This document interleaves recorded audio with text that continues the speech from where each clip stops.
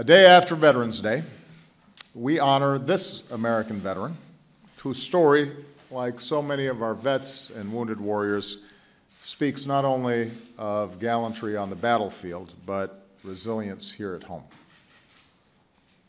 And so it was on an August day 3 years ago that Flo found himself leading a group of American and Afghan soldiers as they escorted their commanders to a meeting with local Afghans.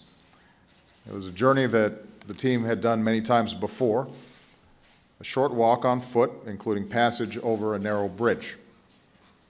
At first, they passed pedestrians, a few cars and bicycles, even some children. But then they began to approach the bridge, and a pair of motorcycles sped toward them from the other side. The Afghan troops shouted at the bikers to stop, and they did, ditching their bikes in the middle of the bridge and running away. And that's when Flo noticed something to his left. A man dressed in dark clothing, walking backwards just some 10 feet away. The man spun around and turned toward them, and that's when Flo sprinted toward him. He pushed him away from the formation, and as he did, he noticed an object under the man's clothing, a bomb. The motorcycles had been a diversion. And at that moment, Flo did something extraordinary. He grabbed the bomber by his vest and kept pushing him away. And all those years of training on the track, in the classroom, out in the field, all of it came together in those few seconds. He had the instincts and the courage to do what was needed.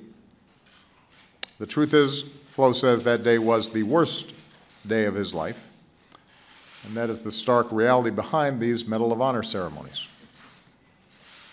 That for all the valor we celebrate, all the courage that inspires us, these actions were demanded amid some of the most dreadful moments of war.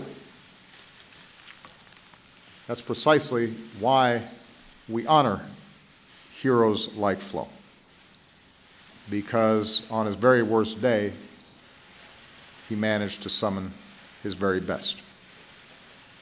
That's the nature of courage.